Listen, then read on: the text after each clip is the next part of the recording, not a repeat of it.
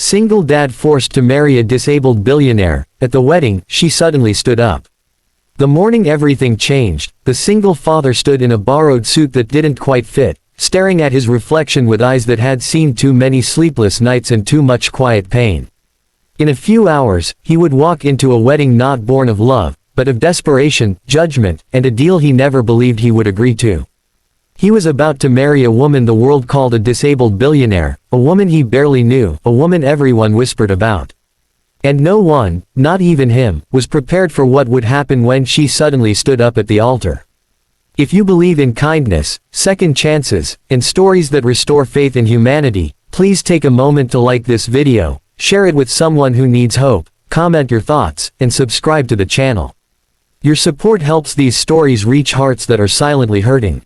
He had not always been this man. Once, he was a young husband with plans, a steady job, and laughter filling a small apartment. Then life collapsed quietly but completely. His wife passed away after a brief illness that swallowed their savings and his sense of direction.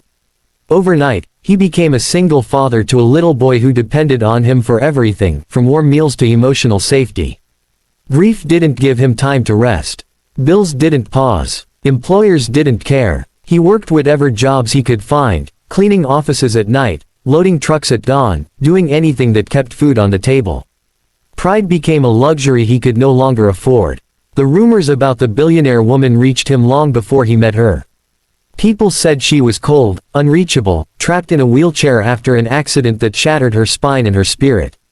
They said her family was powerful and ruthless, desperate to secure her future and protect their empire. When the offer came, it didn't sound like an offer at all. It sounded like an order wrapped in politeness. Marry her, be a legal husband, provide an heir figure for appearances, and in return, his son's future would be secured forever. Education, healthcare, a home. Everything he had failed to give on his own. He said no at first. He said no again and again. But reality has a way of grinding down resistance. His son fell ill one winter, and the hospital bills piled up faster than hope. Collection notices arrived. Eviction warnings followed. The world didn't care that he was a good father. It only cared about payment. When the offer was placed in front of him one last time, he looked at his sleeping child and realized love sometimes means sacrificing your own dignity. Meeting her for the first time unsettled him. She was not what he expected. There was no bitterness in her eyes, only exhaustion layered with intelligence and a sadness that felt familiar. She sat quietly in her wheelchair, composed, elegant, distant. The room felt heavy, like both of them were prisoners signing different versions of the same contract. He noticed how everyone spoke around her, not to her, as if her disability had stolen her voice along with her mobility. He noticed how she noticed it too. The weeks leading up to the wedding were suffocating. The media spun stories of romance that didn't exist. His coworkers looked at him with suspicion and envy. Some called him lucky. Others called him a sellout. None of them saw the nights he lay awake questioning his worth, wondering what kind of example he was setting for his son. He tried to shield the boy from the truth, saying only that they were moving to a safer place, that life would be easier. Children sense lies, but they also trust love.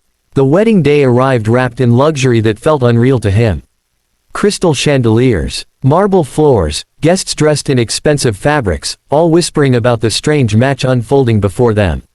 He walked down the aisle feeling like an imposter, a poor single father in a world that measured value in net worth. His hands trembled, not from excitement, but from fear of losing himself completely. She was wheeled in wearing a gown that looked like it belonged in a dream. Her face was calm, unreadable. Cameras flashed. The ceremony proceeded like a performance everyone had rehearsed except the two people at its center. He kept his eyes forward, counting his breaths, reminding himself why he was there.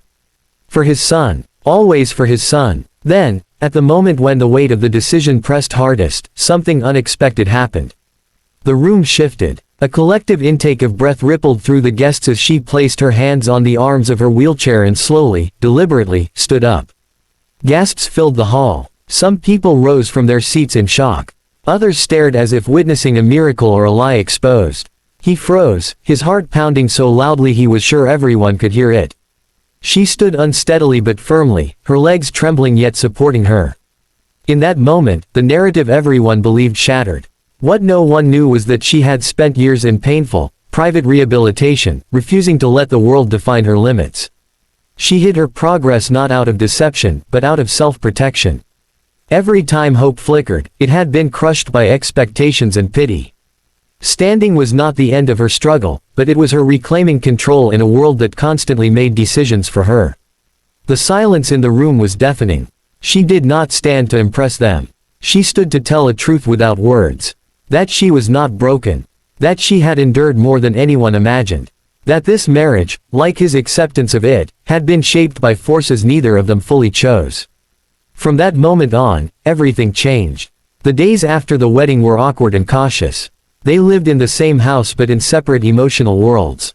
Yet slowly, something unexpected began to grow. He saw how she fought daily battles with pain, how standing had cost her weeks of recovery. She saw how gently he spoke to his son, how patient he was, how love guided his every decision. There was no romance at first, only mutual respect born from shared survival. He stopped feeling like a prisoner and started feeling like a partner. Not because of wealth, but because she listened. She asked about his past, his dreams, the things he had given up. No one had asked him those questions in years. In return, he learned about her loneliness, how being surrounded by people never stopped her from feeling alone. Disability had isolated her more than any locked door. Public opinion shifted wildly. Some accused her of manipulation. Others praised her strength. He remained silent through it all, focused on creating stability for his son. For the first time, the boy had a backyard, a school that nurtured him, and a home where laughter slowly returned. The father watched his child heal in ways money alone could never buy. As months passed, the arrangement softened into something real. Shared meals turned into shared stories. Quiet evenings turned into trust. Love did not arrive like lightning. It arrived like sunrise, slow and undeniable. He realized he no longer stayed because of obligation. He stayed because he wanted to. The woman the world once pitied became an advocate, using her platform to fight for accessibility, dignity, and inclusion. She credited him not as a savior, but as someone who saw her as human first. He, in turn, found purpose beyond survival. He returned to school, supported by someone who believed in his potential. Even when he didn't. Near the end of that year, they attended a charity event together. She stood again, not for shock, but to walk a few steps beside him and his son. The applause was not for the act, but for the journey it represented. Pain, perseverance, and the quiet power of choosing compassion over judgment. Before this story ends, we have a special request for you. Please comment below with one word that describes how this story made you feel. Your words matter, and someone reading them might feel less alone. In the end, the single dad understood something profound. He had walked into that marriage believing he was being saved by wealth. But what truly saved him was understanding, shared vulnerability, and the courage to see beyond labels.